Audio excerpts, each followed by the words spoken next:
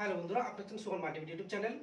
তো বন্ধুরা, আজকের উইথড্রল ডিপোজিট নিয়ে কয়েকটা কথা বলবো। আমি ছোট্ট একটা আপডেট আপনাদেরকে দেবো, যেটা আসছে আপনার আমাদের সাধারণত কাজের ক্ষেত্রে বেশি যে অপশানগুলো ব্যবহার করা হয়, এটা আমাদের হাত দিয়ে কিছু কিছু ভুল আসে, তাই আমরা এই কথাগুলো তুলে ধরার চেষ্টা করি।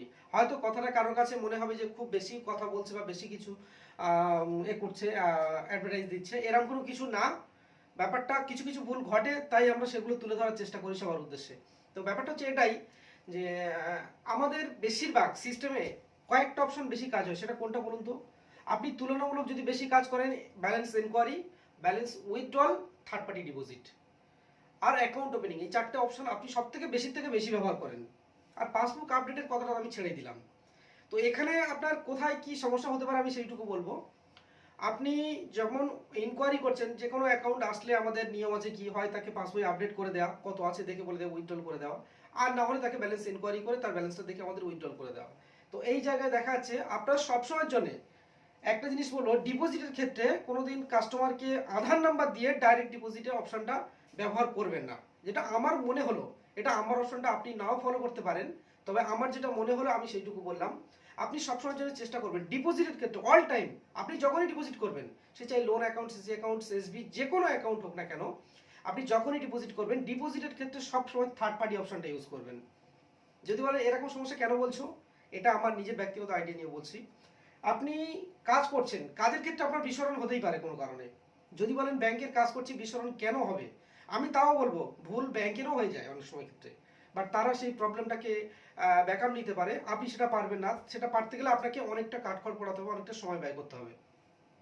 তো কেন বললাম এই কথাটা? আপনি যখন ডিপোজিটে যাবেন, তো কাস্টমারকে সবসময় ইনকোয়ারিকে মানে কন্টিনিউ, ধরুন মনে করুন আপনার সামনে একটা হেভি অঙ্কের কাস্টমার দাঁড়িয়ে গেছে, 20-50 টাকা ভিড় হচ্ছে, সেই মুহূর্তে আপনি কাজ করছেন। আপনার কাজের ক্ষেত্রে একটা কি হচ্ছে, আপনি কন্টিনিউ ব্যালেন্সটা ইনকোয়ারি করছেন, ইনকোয়ারি করার সাথে সাথে তার আবার উইথড্রলটা করছেন। ভুলবশত আপনি 10টা ইনকোয়ারি করে এইরকম আমাদের ক্ষেত্রে ঘটে গেছে ভাই, তার জন্য আমি সরি। এইরকম কিছু আমাদের হাত দিয়ে হওয়া মানে খুবই ক্রিটিক্যাল ব্যাপার। তো সেগুলো আমরা মানে কাস্টমারকে বলে আবার সলভ করতে হয়। আপনি ভুলবশত উইথড্রল অপশনটাকে ক্লিক করে বসলেন, ঠিক আছে? তো উইথড্রল আর ডিপোজিট মানে যেটা ইউআইডি নাম্বার দিয়ে উইথড্রল আর ডিপোজিট করা হয়, উইথড্রলটা কন্টিনিউয়াসলি তো আমরা করি, বেশিরভাগটা উইথড্রল ডাব্লিউজিতে, ডিপোজিটটা খুবই কম আসে। তো ভুলবশত আপনি কি করলেন, মনে করুন কোনো অ্যাকাউন্ট থেকে আপনি 10,000 টাকা উইথড্রল করতে যাচ্ছেন, 10,000 টাকা উইথড্রল করার ক্ষেত্রে আপনি ভুলবশত ডিপোজিট অপশনটা ক্লিক, তার নিচে ডিপোজিট অপশনটা আছে, ডিপোজিট অপশনটা ক্লিক করে আপনি ডিপোজিটটা যেমন হয়তো খেয়ালই করলেন না, বাট এটা আপনার ভুল হতেই পারে। আমি শুধুমাত্র অ্যাডভান্টেজ একটা কিছু একটা কথা বলে আপনাকে স্মরণ করানোর চেষ্টা করলাম, কথাটা মাথায় রাখবেন। বাট এরকম ভুল কিছু ঘটে গেছে, যার জন্য আপনাদের কাছে এই কথাটা তুলে ধরলাম।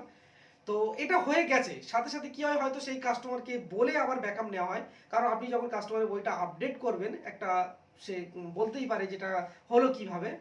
তো আমি তার জন্য বলবো যে এইরকম ভুল না হয়ে যায়। তো ডিপোজিটের ক্ষেত্রে সবসময় যারা নতুন বিসি পয়েন্ট আছেন, আমি পুরনো যারা আছে অবশ্যই তাদের উদ্দেশ্যে কথাগুলো বললেও বা বলবো না এই বিষয়টা নিয়ে তাদের কাছে, কারণ তারা যথেষ্ট এক্সপার্ট। বা নতুন যে আছে সে হয়তো একটু ভয়ে ভয়ে কাজ করবে, বাট ভুল আপনার কোনো কারণে হতেই পারে, এটা অবশ্যই মাথায় রাখবেন। কাজের ক্ষেত্রে ভুল হতেই পারে, একটা অপশন চেঞ্জের ব্যাপার এখানে।